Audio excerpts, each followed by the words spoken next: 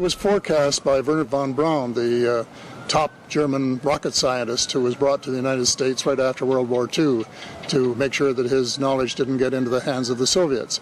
And he said first it's going to be the communists, then it's going to be the terrorists, and then it's going to be extraterrestrials. But this is what's happening. There's no question there's a government cover-up. The question, of course, is why? When I worked here, the Hayden Planetarium, like 30 years ago, I worked with a brilliant woman named Dr. Margaret Mead. It turns out that 30 years before that, she was part of a government NASA study formed when NASA was formed that basically said, if we find evidence of aliens out there, we can't tell the American people because civilization will be destroyed. It's too bad I didn't know then what I know now. About 90% of the human beings on this planet are asleep. They have no idea what's going on in the real world. They live in a little illusional world of their own. And the greatest story in human history is unfolding around them, and they haven't a clue. Governments frequently interfere in the process of perception. They distort the lens. They do it through various techniques. Certainly propaganda is well known, where they put out direct false information in the media and what have you to give a false perception of events, of history, of what's going on, thus corrupting the worldview of their citizens.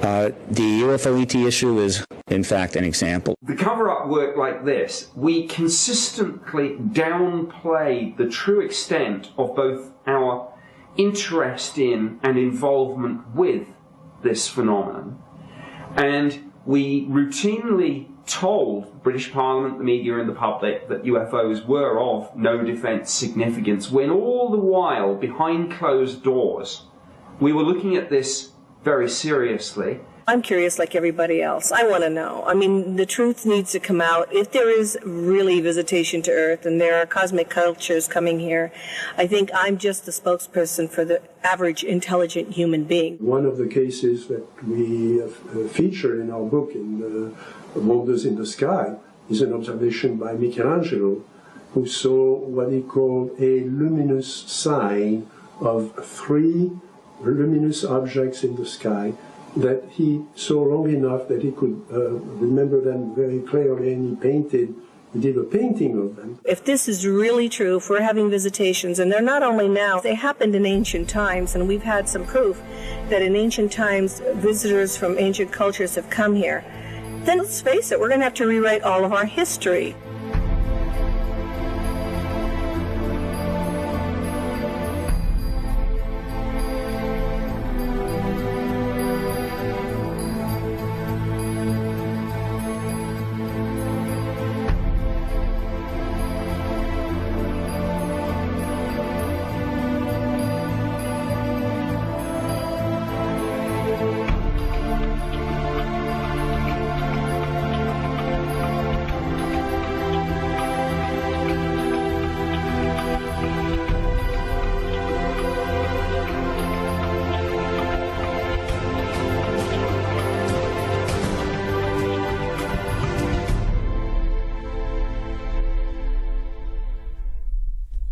In 1947, after the UFO crash in Roswell, New Mexico, President Truman assigned 12 men to study and classify all of the information about UFOs, and above all, to keep it hidden from the American people.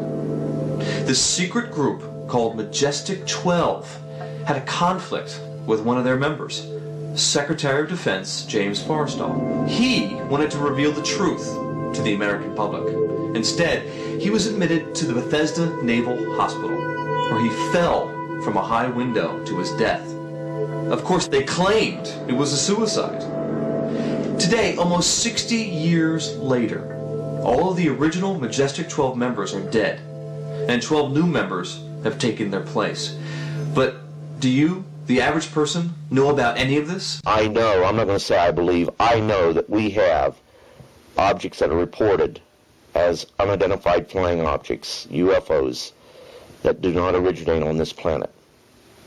That they are under intelligent control, and they come from some other planet, from some other solar system. You can understand why the U.S. government might have wanted to keep the alien secret, as it were, away from public knowledge 50 or 60 years ago. just after the crash at Roswell in 1947, which is where it all started. It wasn't the first crash, but sort of the one that got people interested.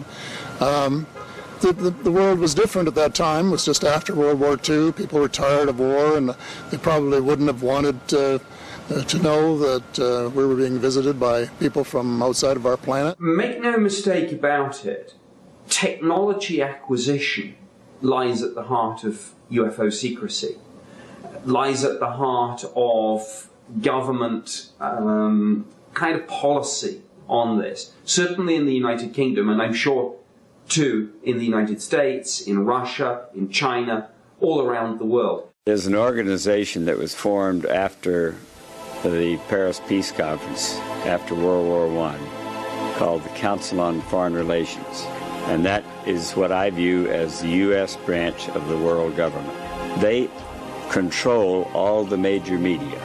And you can't get nominated to be President of the United States, whether it's Democrat or Republican, without being approved by the Council on Foreign Relations. They have grooming programs, Rhodes Scholars, Fulbright Scholars, Skull and Bones even, are grooming people for world service.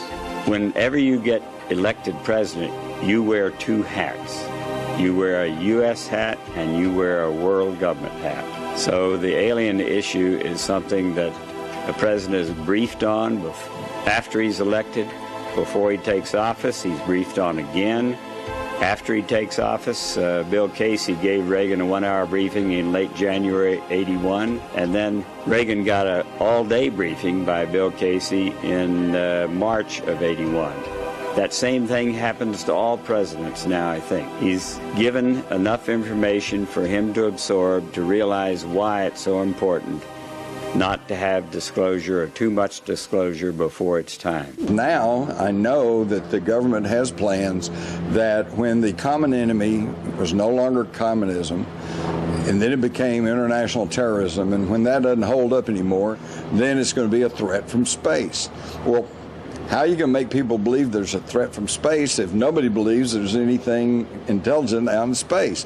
So now we're being conditioned to the idea that there really is something there. And that's why you see these incremental stories and releases of information in the media. Things flying over New York, things flying over Stephenville, Texas. Stephen Hawking comes out and says, yeah, there's probably intelligent life out there.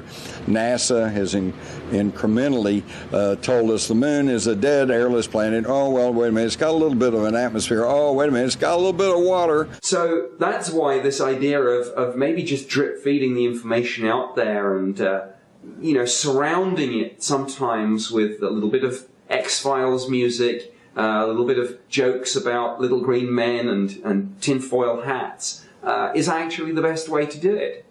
I mean, government is not averse to spin and dirty tricks. We know in 1977 that the United States Congressional Research Service was tasked by the Science and Technology Committee of the United States Congress to undertake a major investigation of the issue of extraterrestrial intelligence and the issue of the UFO phenomenon. That this was undertaken directly at the request of President Carter. And that United States government's investigation concluded that there were at least from 2 to 6 highly technologically developed intelligent civilizations inside our own galaxy over and above that of our Earth.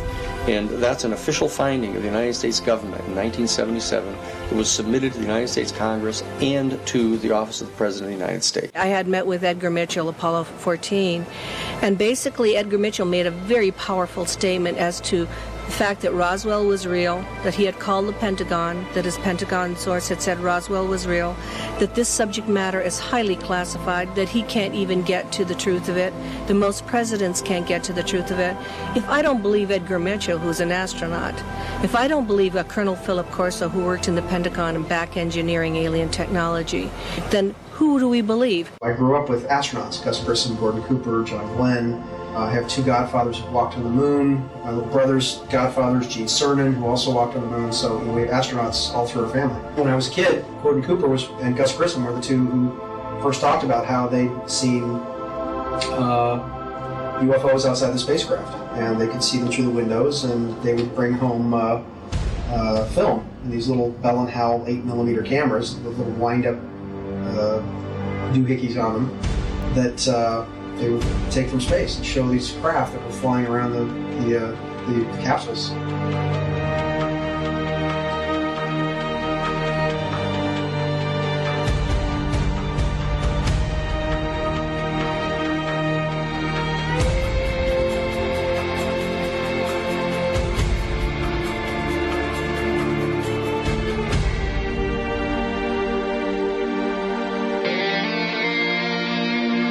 Not much question at all, but there's life throughout the universe. We're not alone in the universe.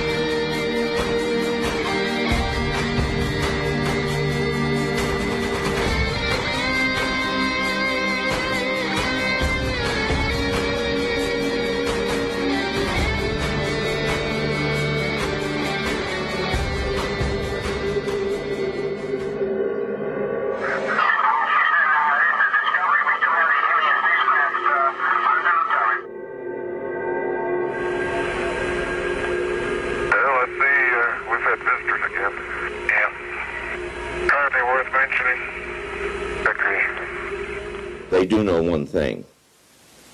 There will be people who will take their own lives because they will not be able to cope with it.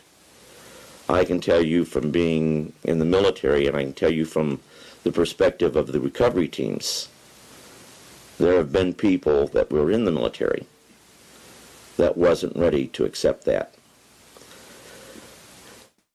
And some of them took their lives. There had been a scare.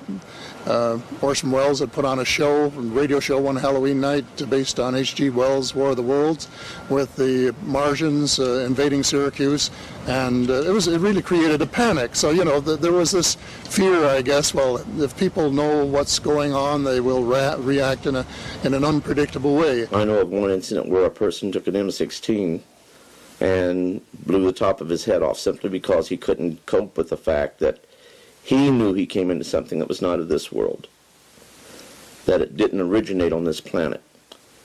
He was very religious, and it was, I don't know how to put it, like an assault on everything he believed, everything that he held as being true.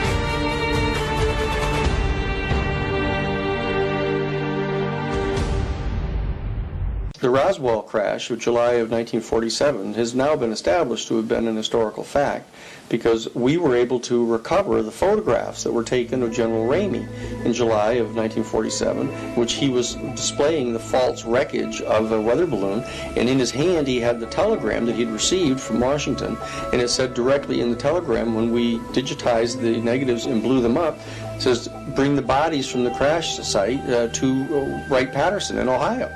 So we know that that's an historical fact.